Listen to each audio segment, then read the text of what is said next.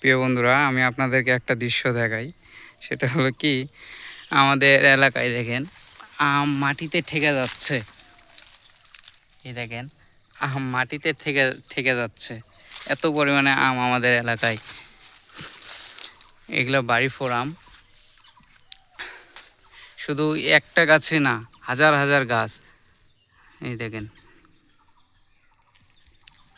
আমাদের আমাদের এদিকে আম ইচ্ছে করে খাইতে চায় না আমাদের এলাকার মানুষজন, কারণ আম আর কত খাবে।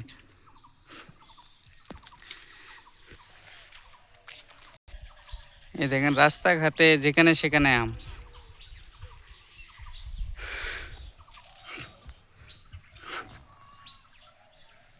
এটা একটা বাইপাস রাস্তা আর কি।